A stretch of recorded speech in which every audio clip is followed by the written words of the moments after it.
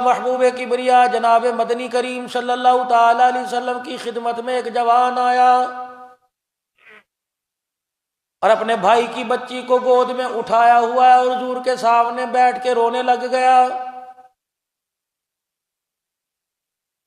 سرور کائنات امام الانبیاء محبوب کبریا مدنی کریم صلی اللہ تعالی علیہ وسلم نے وجہ پوچھی کہ کس بات نے تجھے رلا دیا؟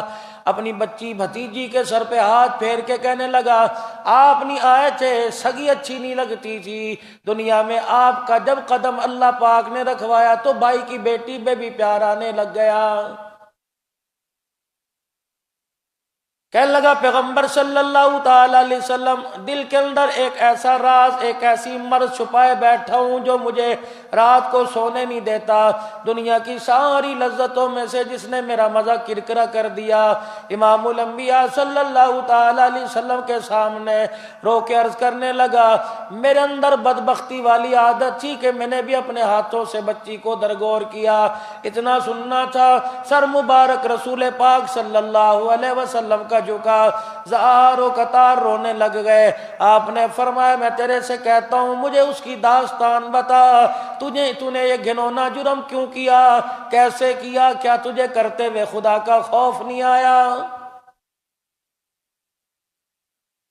بارہا اپنے علماء اکرام سے یہ قصہ سنا، صرف قصہ سنانے کے لیے نہیں بلکہ ایمان کی بلندی اور ایمان کی طاقت بتلانے کے لیے، ایمان کی شان بتلانے کے لیے بار بار علماء اکرام اپنے اسٹیج سے اسے بیان کرتے ہیں، ممبر سے بیان کرتے ہیں، تاکہ لوگوں کو پتہ لگ جائے اسلام دقیانوسی باتیں نہیں کرتا، اسلام کوئی پرانا دین نہیں، بلکہ اسلام تو لوگوں کو تزلزل اور گمراہی کے گڑھوں سے نکال کر عزت کے تاج پہناتا ہے۔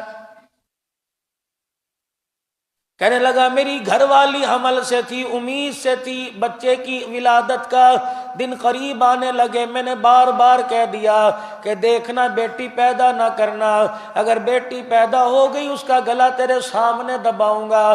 میری گھر والی نے میرے سے یہ راز چھپا لیا۔ میں سفر پر گیا، واپس آیا تو مجھے گھر کے آنگن میں ایک بچی کھیلتی نظر آئی۔ میں نے پوچھا تو میری بیوی نے درگزر والا معاملہ کر دیا۔ جسے میں اپنے گھر کے اندر ایک آنکھ نہیں بھاتا تھا، وہ میرے گھر کے اندر پلنے کیسے لگی؟ میں نے اپنی بیوی سے بالآخر پوچھ لیا، اس نے بتا دیا، جو ترس رہی ہے تجھے باپ کہنے کے لیے، جو ترس رہی ہے تجھے اپنے سینے سے لگانے کے لیے، یہ تیری بیٹی ہے۔ کہ بس وہ دل پھر میری راتوں کی نیندیں اڑ گئی، میں نے گھر سے نکلنا چھوڑ دیا، میرے عزائم کا، میرے ارادے کا میری گھر والی کو پتہ لگ گیا۔ میں گھر سے بچی لے کے نکل آیا، مجھے کوئی عرب والوں میں سے کسی سردار نے، کسی نے روکا کوئی نہیں، یہ تو وہی کام میں کر رہا تھا جو ہمارے بڑے کیا کرتے تھے۔ مختصر کروں گا، یہاں تک میں اپنی بچی کو ساتھ لے کے آیا، میں نے کسی کدال ہاتھ میں پکڑ کر گڑھا کھودنا شروع کر دیا۔ میری بچی کو کیا پتا تھا یہ گڑھا میرے لیے کھود رہا ہے؟ میری بچی اس محنت کے اندر، اس کام میں میری معاون بن گئی، وہ بھی اپنے ننھے ہاتھوں کے ساتھ گڑھے میں سے مٹی نکال کے باہر پھینک رہی تھی۔ جب اتنے گڑھے کی گہرائی ہو گئی کہ بچی کا قد پورا اس میں آ سکے، میں نے اپنی بچی کو اس میں کھڑا کر دیا۔ میری بچی میری گود میں آ کر ہنستے ہنستے گڑھے کے اندر جا کے کھڑی ہو گئی۔ اسے اس وقت پتہ لگا جب میں نے مٹی کے اندر اسے اتنا دفنا دیا کہ مٹی اس کے سینے تک آ گئی۔ پھر باہیں پھیلا پھیلا کے کہنے لگی، ابو جان اتنا تو بتا دے ہمارا قصور کیا ہے؟ دور جاہلیت کے اندر باپ نے گڑھے میں مٹی میں دفنا دیا، بچیاں پوچھ رہی ہیں بتا ہمارا قصور کیا ہے؟ اور آج بچیوں کو اتنا پڑھا کر جب لال جوڑا پہن کر اپنے باپ کے گھر سے جدا ہوتی ہیں، کہتی تو کچھ بھی نہیں، باپ کا چہرہ دیکھ کے رو کے کہتی ہیں ابا بتا ہمارا قصور کیا ہے؟ یا تو ہمیں اتنا پڑھاتا نہ، یا ہمیں اتنا لکھاتا نہ، ابا ایسے کے ساتھ باندھ دیا جو ہمیں گھر کے اندر جانور کی حیثیت بھی نہیں دیتا۔ صبح شام کو پالتو کتے کو اپنے پاس بٹھا کے اپنے ہاتھوں سے کھلاتا ہے۔ ابا جان جب سے تیرے گھر سے نکل کے آئی کوئی ہمیں ہاتھوں سے روٹی کھلایا کرتا تھا، اب یہ داستان رہ گئی۔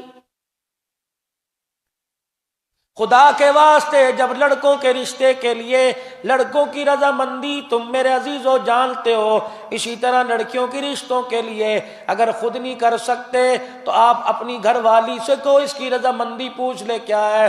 کوئی زندگی کے اندر جیون ساتھی کا تلاش تو نہیں کر لیا، کم عمری کی وجہ سے اگر اس نے فیصلہ غلط کیا تو گھر والوں کو چاہیے سمجھائیں۔ اگر کم عمری میں اس نے انتخاب اچھا کر لیا کہ زندگی کا ساتھی اچھا ملے گا تو اس کے مامن بنے، ورنہ میرے عزیزو ہم نے اپنی اولاد سے اتنی دوری اختیار کر لی کہ ہماری بچے اور ہماری بچیاں غلط قدم اٹھانے پر مجبور ہو گئے۔ ہم نے اپنے بچوں کو کبھی وقت ہی نہیں دیا۔ ہاں ہمیں وقت کب ملے گا؟ صبح سے لے کر شام تک تو دکان کے باپ ہیں، کاروبار کے باپ ہیں، ریڑھی کے باپ ہیں، اولاد کے باپ ہے ہی کوئی نہیں۔ اگر کبھی چھٹی کے دن موقع ملتا ہے تو موٹر کھول کے بیٹھ گئے، چھٹی کے دن موقع ملا تو کوئی کام کرنے کے لیے چلے گئے۔ خدا را اپنے بچوں کو وقت دیجئے، ورنہ بڑھاپے کے اندر ان کی تم نے دیکھ بھال نہ کی تو خمیازہ بھگتنا پڑے گا۔ سب سے اچھے دوست اولاد کے ماں باپ ہیں۔ اگر ماں باپ کو یاری لگانی نہیں آئی، اپنی اولاد کی اندر کی بات لینی نہیں آئی تو میرے عزیزو ان کی تربیت کے اندر کمی رہ گئی۔ باپ اپنے بچوں کو اتنا قریب کر لے کہ باپ کے آگے جھوٹ نہ بول سکیں، لیکن میرے عزیزو یہاں تو معاملہ عجیب ہے۔ جوان اولاد ہو گئی، باپ سے بات کرتے ہوئے ڈرتے ہیں۔ او لوگو یہ ادب کوئی نہیں، یہ دوریوں کی یہ دور ہونے کا نتیجہ ہے۔ بڑے کہا کرتے تھے کھلاؤ سونے کا نوالا، دیکھو شیر کی آنکھ سے۔ تمہارا روب اس وقت کام آئے، تمہارا دبدبا تمہاری آنکھ کا دیکھنا اس وقت کام آئے جب غلط قدم اٹھاتے ہوئے جان نکلے۔ اس روب کا فائدہ کیا ہے کہ اللہ اکبر، وہ غلط قدم اٹھاتے ہوئے تمہارے سے ڈرتے نہیں، اچھے کاموں میں تم انہیں اجازت نہیں دیتے، برے کاموں میں وہ تمہیں پوچھتے کوئی نہیں۔ اپنے بچوں کو وقت دو اور پاس بٹھا کے کو بیٹا ہم تمہارے دوست ہیں، زندگی ہے غلطیاں ہو جاتی ہیں، ہمارے سے مت چھپانا۔ یقین جانو آج چھوٹا سا جھوٹ بچہ نہیں چھپائے گا، کل بڑی مصیبت سے تیرے باپ کی عزت بچے گی۔ خدا را لڑکیوں کی شادی کرتے ہوئے فیصلہ غلط نہ کرو، بڑا نازک مرحلہ ہے، کیونکہ میرے عزیزو خدا نہ کرے اگر 19-20 ہو گئی ماں باپ پر انگلی اٹھتی ہے۔ کبھی دل کے اندر میل نہ لے کے آنا اللہ نے مجھے اتنی بیٹیاں دی، یہ تو خدا کا شکر ہے، اللہ کا احسان ہے۔ جتنی گھر کے اندر بیٹیاں آئی اتنی مرتبہ تیرے دروازے پر بیٹی حضور کا سلام لے کے آئی، جتنی مرتبہ بیٹیاں تیرے دروازے پر آئی اللہ اکبر کملی والے کی مبارک باد لے کے آئی۔ پہلی بیٹی آئی خدا کا سلام آیا، دوسری بیٹی آئی خدا کا سلام آیا، تیسری بیٹی آئی خدا کا سلام آیا۔ وہ تجھے ایک روٹی دینے کو تیار نہیں، بیٹی کے پیدا ہونے پہ اللہ تجھے سلام کہہ رہا ہے۔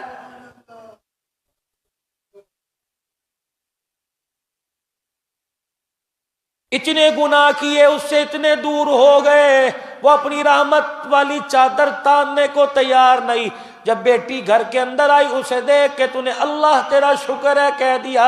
خدائے پاک کی قسم فرشتہ آسمان سے عرش والے کا سلام لے کے تیرے دروازے پہ آ کے کھڑا ہو گیا۔ اعلان ہوا فرشتے خدا کا سلام نہ کہہ، اس کو کہہ دے بچی کو دیکھ کر منہ نہ بنا، بچی کو دیکھ کے اپنے سینے سے لگا۔ ادھر عرشوں سے سلام آیا، ادھر آمنہ کے لال کی تیرے پہ مبارکباد آئی ہے۔ ہم نے بڑوں سے سنا اولاد باپ کی جائیداد کی وارث ہے، بیٹیاں باپ کی چرپائی کی وارث ہے۔ باپ کا جنازہ گھر کے اندر پڑا ہو، گھر سے رونے کی آواز نہ ہے، سمجھ لو اس کی بچی کوئی نہیں۔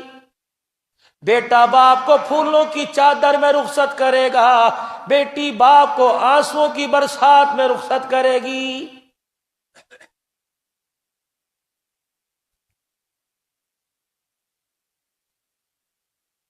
قیامت کا دن ہوگا، خدا کا قرآن کہتا ہے بِأَيِّ ذَنبٍ قُتِلَتْ، جتنی بچیاں زندہ درگور کی گئی قیامت کے دن اپنا قتل لے کے اللہ کے دربار میں آئیں گی اور اپنے باپ کو گھسیٹ کے لائیں گی۔ اللہ ان سے پوچھ ہمارا قصور کیا تھا؟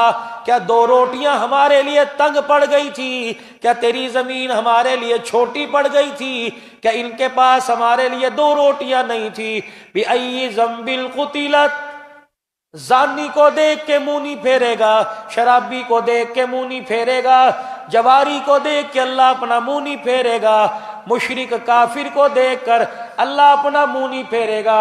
اللہ غنی، جب بیٹیوں کا قاتل آئے گا اللہ اس باپ کی طرف سے منہ پھیر لے گا اور کہے گا تم ہی پوچھو اپنے باپ کا دامن پکڑ کے، میں انہیں ایسی سزا دوں گا انہیں دنیا کا وہ اتنا بڑا جو ظلم کیا یاد آ جائے گا۔ اللہ فرماتے ہیں جب بچیاں اپنے باپ کو گھسیٹ کے لائیں گی میں منہ پھیر لوں گا، کہوں گا بِأَيِّ ذَنبٍ قُتِلَتْ، تم ان سے پوچھو تمہیں قتل کیوں کیا تھا؟ اتنا گھنونا جرم تھا کہ آج پوچھنا تو دور کی بات ہے، اللہ رحمت والی نگاہ تو کیا غصے والی نگاہ سے بھی آج بچیوں کے باپ کے قاتلوں کے، آج بچیوں کے قاتلوں کے چہرے کی طرف دیکھنا بھی گوارا نہیں کرتا۔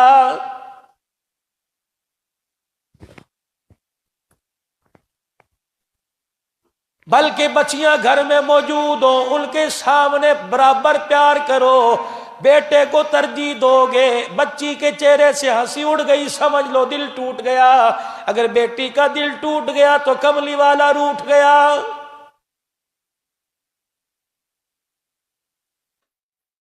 اتنا روئے سرکار دو عالم صلی اللہ تعالی علیہ وسلم، رو رہے ہیں بار بار پوچھ رہے ہیں اور بتا تو نے کیا کیا؟ اللہ کے نبی میں نے اسے گلے تک مٹی میں دبا دیا۔ آپ نے فرمایا اس بچی نے کچھ کہا تو نہیں تھا، کہا جی ننھے ہاتھ میرے آگے جوڑ کے کھڑی ہو گئی۔ حضور علیہ السلام نے غالباً ابو ہریرہ رضی اللہ تعالی عنہ ہے، حضور نے اپنی ران پر ہاتھ مارا کہ اوے ظالم تجھے ترس کیوں نہ آیا؟ کہ میں نے بالکل اسے گلے تک کر دیا، ننھے ننھے ہاتھ رہ گئے۔ بعض جگہ آیا کہنے لگے ابو جان اگر تو کہے کہ باپ کہنے میں تجھے باپ کہوں، تیری عزت میں فرق آتا ہے، ابو نوکرانی بنا کے رکھ لے میں تجھے باپ نہیں کہوں گی، کہ مجھے پھر بھی خیال نہ آیا۔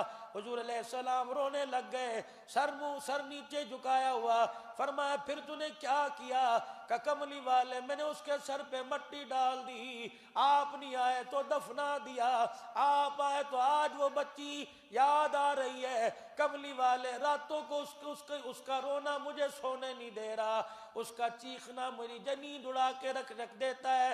رحمت والے نبی صلی اللہ تعالی علیہ وسلم زاروں قطار رونے لگ گئے، صحابہ اکرام کی بھی آنکھیں آنسوؤں میں بھیگ گئی۔ حضور علیہ السلام سے عرض کرنے لگا کملی والے آپ آئے نہیں تھے تو مجھے اپنی پیاری نہیں لگتی تھی، تو آیا تو بھائی کی بیٹی کو سینے سے لگا کے بیٹھا ہو۔ رحمت والے نبی اللہ کے دربار میں اس گناہ کی کوئی معافی ہے؟ فرمایا الاسلام یہدم ما کان قبلہ، میں ایک ایسا کلمہ لے کے آیا، اس کلمے کو آج جو بھی صدق دل سے پڑھے گا اللہ اس کی زندگی کے سارے گناہوں کو معاف کر دے گا۔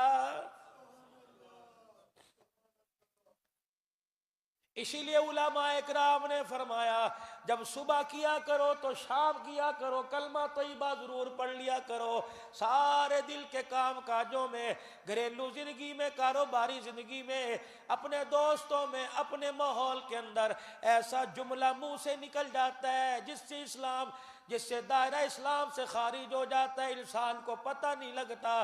جب بھی اللہ موقع عطا فرمائے، جب بھی اس زبان کو ہلنے کی توفیق ملے کلمہ طیبہ پڑھ لیا کرو، سارے مل کے پڑھ لو لا الہ الا اللہ محمد الرسول اللہ والذی بعث فی الامیین رسولا۔ ربنا وبعث فیہم رسولا، ابراہیم نے مانگا میں نے دے دیا، میں نے اس کی جھولی میں ڈال دیا، اللہ اکبر، میں نے بشر کی جھولی میں بشر ڈالا۔ اللہ فرما رہا لقد من اللہ علی المؤمنین اذ بعث فیہم رسولا، او لوگوں میں نے احسان جا کر دیا تمہارے پر کہ میں نے تمہارے میں اپنا رسول بھیج دیا۔ نبی کس کس کے لیے آیا؟ کس کس کے لیے رحمت بن کے آیا؟ میرے لیے آئے، آپ کے لیے آئے، ہمارے ماں باپ کے لیے آئے، انسانوں کے لیے آئے، جنوں کے لیے آئے۔ قل اوحی الی انہ استمع نفر من الجن فقالوا انا سمعنا قرآنا عجبا۔ یہ وہی جماعت تھی کہ رحمت دو عالم صلی اللہ تعالی علیہ وسلم جب تشریف نہیں لائے، جن آسمانوں پہ جایا کرتے تھے اور آسمانوں سے اللہ جو فرشتوں میں اعلان کیا کرتے تھے وہ باتیں سن کر آج لوگوں کو دنیا میں آ کے بتلایا کرتے تھے۔ دنیا والے لوگوں کو کہتے کہ کل یوں ہو جائے گا، ویسے ہو جایا کرتا، لوگ انہیں اپنا خدا مان لیا کرتے۔ اِنَّا زَيَّنَّا السَّمَاءَ الدُّنْيَا بِزِينَةٍ الْكَوَاكِبِ وَحِفْظًا مِّن كُلِّ شَيْطَانٍ مَارِدٍ۔ میرا پیغمبر تیرا وجود اتنی برکتوں والا، اب کوئی شیطان آسمان پہ چڑھتا ہے، فرشتہ آگ کا انگارہ اس کی گردن پہ دے مارتا ہے، میرا حبیب تو آیا، جنوں کو ہم نے زمین پر پھینک دیا، بشر کو اٹھا کے ہم نے عرش معلیٰ پہ لا کے کھڑا کر دیا۔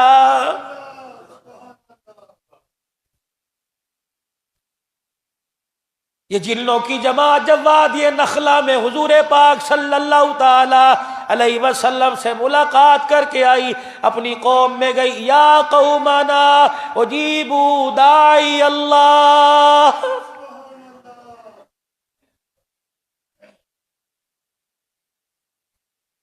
وہ اللہ کی طرف بلاتا ہے، اللہ اللہ کی طرف بلاتا ہے۔ ایسی قوم کو دیکھ کے آئے جو اللہ کی طرف لوگوں کو بلا رہے۔ میرا نبی آیا رحمت بن کے جنات کے لیے، میرا نبی انسانوں کے لیے رحمت بن کے آیا، میرا نبی پرندوں کے لیے رحمت بن کے آیا۔ بلبل آئی، چڑیا آئی، حضور کے کان میں آ کے کہنے لگ گئی، کملی والے اس صحابی کے بچے کو روکو، یہ روزانہ میرے گھونسلے میں آ کے میرے بچوں کو اٹھا کے لے جاتا ہے۔ شکاری نے ہرن شکار کر لی، رسول پاک صلی اللہ تعالی علیہ وسلم کا گزر ہوا، حضور علیہ السلام کی آنکھوں میں آنکھیں ڈال کے باتیں کرنے لگی۔ اللہ کے پیغمبر آگے بڑھے، آپ نے فرمایا اس ہرن کا میں ضامن۔ وہ کہنے لگا آپ کیسے ضامن اور کس چیز کے ضامن؟ کہنے لگے میں ضامن، اس کے چھوٹے چھوٹے بچے ہیں، یہ کہہ رہی محمد میری ضمانت دے دے، میں تجھے جھٹلاؤں گی نہیں، اپنے بچوں کو دودھ پلاؤں گی اور تیرے پاس تیرے وعدے کو پورا کر دوں گی۔ آپ نے فرمایا او شکاری تیرے جال میں میں محمد پیر رکھ دیتا ہوں، اس ہرن کو اجازت دے دے۔ وہ مسکرا کے کہنے لگا بھلا جانور بھی کو کوئی ضمانت دے ہے؟ آپ نے فرمایا میں اللہ کا نبی ضمانت دے رہا ہوں۔ شکاری نے حضور کے کہنے پہ ہرن کو چھوڑ دیا۔ تھوڑی دیر بعد ہرن دوڑتا دوڑتا آیا، شکاری حضور کا چہرہ دیکھ کے رونے لگ گیا، کہنے لگا اللہ نے کتنا عظیم نبی بھیجا، انسان نہ پہچانے وہ جنگل کے جانور اسے پہچان گئے۔